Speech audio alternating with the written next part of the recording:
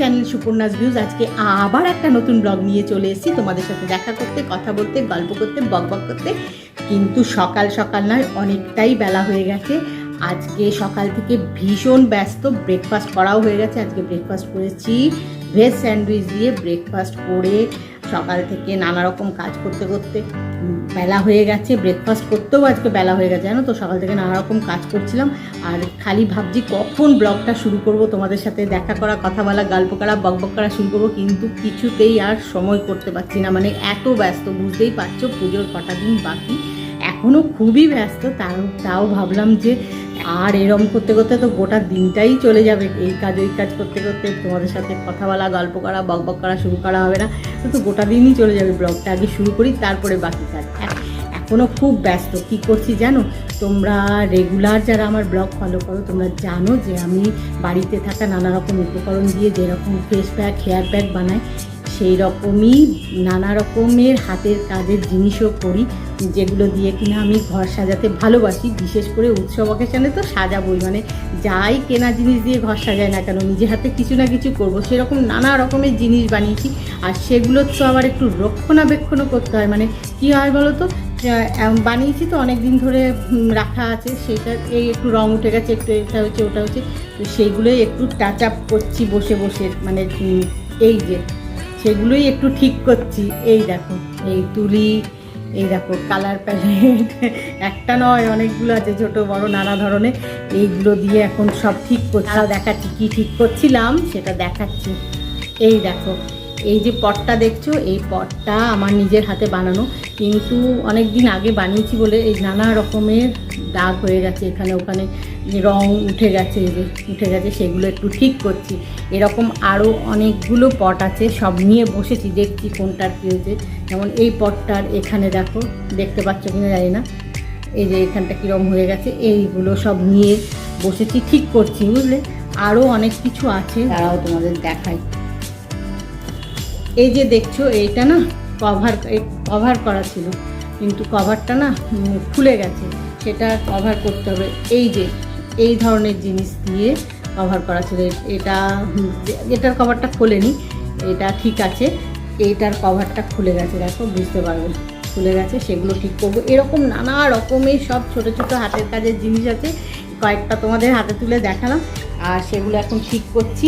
এই যে সব, এই যে টিউবের সব কালার রয়েছে, তারপরে নানা রকমের রয়েছে কালার। দ্বারাও হাতে তুলে দেখা, অনেকগুলো আছে তো সবগুলো হাতে তুলে দেখাতে পারবো না, যতগুলো পারছি দেখাচ্ছি তোমাদের হাতে তুলে।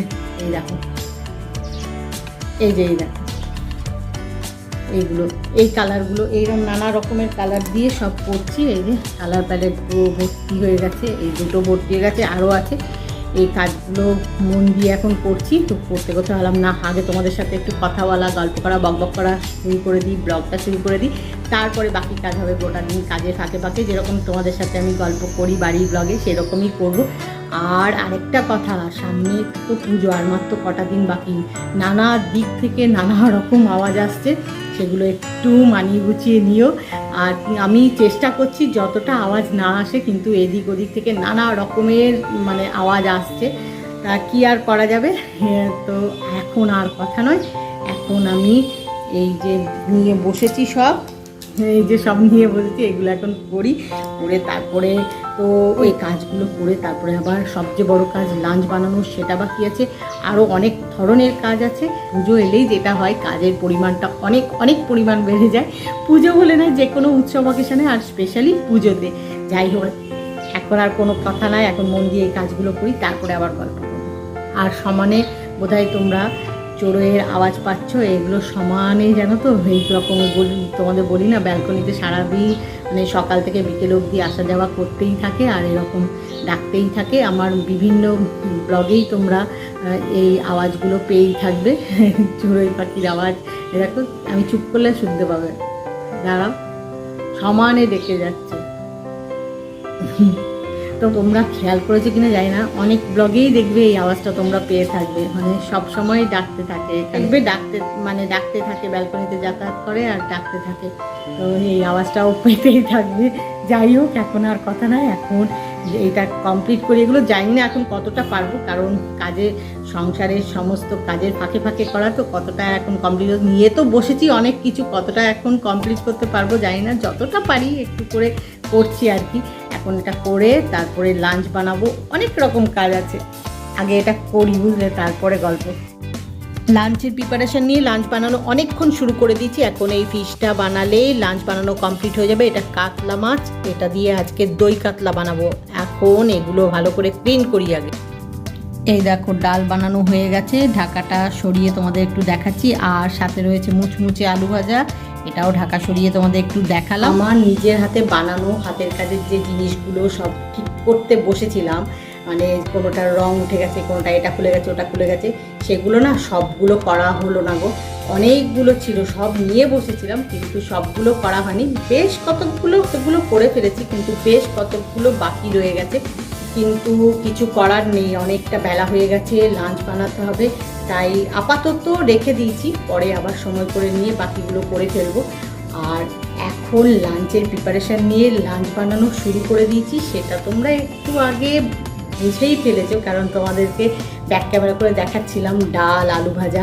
তো এগুলো এখন হয়ে গেছে রান্না করা, ডাল আর আলু ভাজা জাস্ট রান্না করা হয়েছে। তোমাদের দেখানোর জন্য ঢাকাটা সরিয়ে একটু ব্যাক ক্যামেরা করে দেখালাম, আবার ঢাকা দিয়ে রেখে দিয়েছি।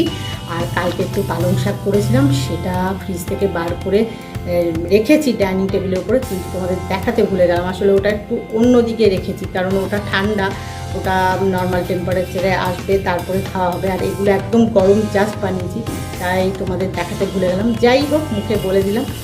আর রাইসটা গ্যাস ওভেনে বসানো আছে, হচ্ছে, প্রায় হয়ে এসছে মনে হয়, আর 5-10 মিনিটের মধ্যে হয়ে যাবে। আর আজকে লাঞ্চের মেনুতে রয়েছে দই কাতলা, তার জন্যে কাতলা মাছ আজকে কৌশিককে বলেছিলাম যে এরকম ধরনের মাছ নিয়ে আসবে, মানে আমি যেরকম ধরনের মাছ দিয়ে দই কাতলা বানাতে ভালোবাসি সেরকমভাবেই আনতে বলেছিলাম, ঠিক সেরকমভাবেই এনেছে। আর এই দই কাতলাটা বানানো হয়ে গেলেই লাঞ্চ বানানো কমপ্লিট হয়ে যাবে। তারপরে লাঞ্চ করব, তারপরে আরও অনেক রকমের কাজ আছে, সেটা পরে বলছি, সেই গল্পটা পরে করছি। আর এই যে হাতের কাজের জিনিসগুলো ঠিকঠাক করছিলাম, সেগুলো ঠিকঠাক করে তারপরে আবার ছোট ছোট অনেকগুলো কাজ করেছি, যেরকম ছাদ থেকে জামা কাপড় এনে ভাঁজ করে রেখেছি, এটা ওটা অনেক কাজ করেছি। আর এই যে দই কাতলাটা না, এটা কৌশিক কৌশানীর আমার সবারই খুব প্রিয়, বিশেষ করে কৌশিক কৌশানীর খুবই প্রিয়। তো তাই এটা এখন একটু যত্ন করে ভালো করে বানাতে হবে। আর এখন কথা বলছি না, গল্প করছি না, আগে এটা মন দিয়ে বানাই বুঝলে, কারণ এটাই আজকের লাঞ্চের মেনু, মানে মেন আকর্ষণ বলতে পারো। তাই এটা ভালো করে বানাতে হবে, ভালো করে বানাই। আর মোটামুটি সব বানিয়ে ফেলেছি লাঞ্চের মেনুতে আজকে যা যা রয়েছে, তাই দই কাতলাটা এখন যাই গিয়ে মন দিয়ে বানাই, বানিয়ে লাঞ্চ করি, তারপরে আবার গল্প কথা হবে। আর আজকে পুজো উপলক্ষে বাড়িতে একটা অন্য রকমের খাবার বানাবো, সেটা এখন তোমাদেরকে বলছি না, এখন লাঞ্চটা বানানো কমপ্লিট করি, করে লাঞ্চ করি, তারপরে যখন বানাবো তখন অবশ্যই তোমাদের সাথে শেয়ার করবো। এখন আর কথা নয়, এখন লাঞ্চটা আগে বানানো কমপ্লিট করি, লাঞ্চ করি, তারপরে গল্প। পুজো উপলক্ষে একটা খাবার বানাবো বলছিলাম না, তার জন্য এই দেখো অনেকটা পরিমাণে ময়দা নিয়েছি। কি বানাবো বলছি। এখন আর লাঞ্চ করে রেস্ট হয় না জানো তো, মানে পুজো উপলক্ষে কিছু না কিছু কাজ, কিছু না কিছু খাবার বানানো, কিছু না কিছু থাকে, মানে যত পুজো এগিয়ে আসছে কাজের পরিমাণ তত বেড়ে যাচ্ছে। আজকে পুজো উপলক্ষে একটা ডিশ বানাবো, তোমাদেরকে বলছিলাম যে পরে শেয়ার করবো, আসলে তখন খুব তাড়া ছিল লাঞ্চ বানানো, তাই তোমাদের সাথে আর লাঞ্চ করার সময়ও কথা বলা হয়নি, কারণ বেলা হয়ে গেছিলো অনেক। আর আজকে দই কাতলাটা না দারুণ খেতে হয়েছিল জানো তো, খুব সুন্দর হয়েছিল, যদিও তোমাদের সাথে শেয়ার করতে পারিনি, খুব তাড়াহুড়ো করে লাঞ্চ করেছিলাম। আর আজকে পুজো উপলক্ষে একটা খাবার বানাবো বলছিলাম, সেই খাবারটা এখন বানাবো, সেটা তোমরা বুঝতে পেরেছো কিনা জানি না, তোমাদের একটু আগে আমি দেখাচ্ছিলাম। একটা কন্টেনারের মধ্যে বেশ অনেকটা পরিমাণে ময়দা নিয়েছি, সেটা এখন ডো বানাবো। দাঁড়াও আমার হাতের থেকেও দেখায়, এই দেখো এই যে ময়দাটা নিয়েছি, এটা এখন একটা ডো বানাবো। এই ডোটা কেন বানাবো জানো, নিমকি বানাবো বাড়িতে, একটু কুচো নিমকি, বাড়িতে একটু কুচো নিমকি বানাবো, সেই জন্যে এই ময়দাটা নিয়েছি। এটা দিয়ে এখন ডো বানাবো, ডো বানিয়ে কিছুক্ষণ রেখে দেবো ঢাকা দিয়ে, তারপরে বানাবো। আর এখন কথা বলছি না, কারণ বিকেলবেলা হয়ে গেছে। এগুলো মেখে রেখে ঢাকা দিয়ে কিছুক্ষণ রেখে তারপরে টুকটাক কিছু কাজ আছে, তারপরে সন্ধেবেলা স্ন্যাক্সের জন্য কিছু একটু বানাবো, তার প্রিপারেশান নেব। এসব করতে করতে ডোটা মেখে রাখা হয়ে যাবে অনেকক্ষণ, কারণ এগুলো যে কোনো খাবারেরই, এই লুচি রুটি বানায় না কেন, ডোটা মেখে বেশ কিছুক্ষণ সময় ঢাকা দিয়ে রাখতে হয়। তাই এখন মেখে ঢাকা দিয়ে রেখে দেবো, তারপরে বানাবো।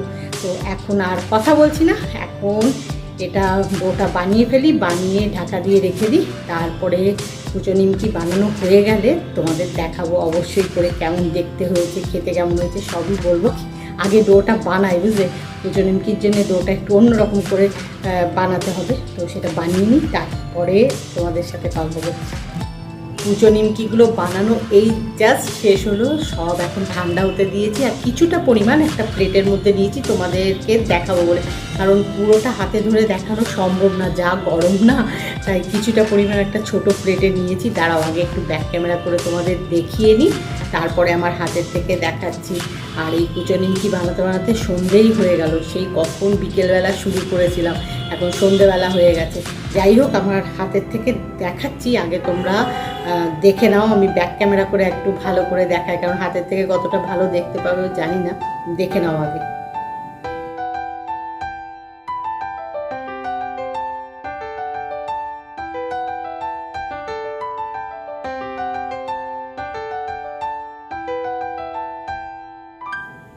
দেখে নিয়েছো, এইবারে আমার হাতের থেকে দেখো। এই দেখো, এই হলো কুচো নিমকি। এখন দেখতে ভালো হয়েছে, ক্রিস্পিও হয়েছে, হাতে ধরে বুঝতে পারছি। খাইনি এখনো, খেতে কেমন হয়েছে জানি না। এই দেখো, আওয়াজটা পাচ্ছ, এই যে প্লেটে, এই যে এমনি করলে আওয়াজ হচ্ছে, তাতেই বোঝাই যাচ্ছে যে ক্রিস্পি হয়েছে। এখন এগুলো ঠান্ডা হওয়ার অপেক্ষা, ঠান্ডা হয়ে গেলে আমার কতগুলো এয়ারটাইট কন্টেনার আছে, তার মধ্যে রাখবো যাতে ক্রিস্পি ভাবটা থাকে। আর এখন কথা বলছি না, এবারে ফ্রেশ হতে হবে। তাই আজকে ব্লগটা এখানেই শেষ করছি। আজকে ব্লগ যদি তোমাদের ভালো লেগে থাকে তাহলে লাইক করো, শেয়ার করো, কমেন্ট করো, সাবস্ক্রাইব অবশ্যই করবে। সাবস্ক্রাইব করতে ভুলো না কিন্তু। খুব শিগগিরই দেখা হবে নতুন একটা ব্লগে। Bye bye.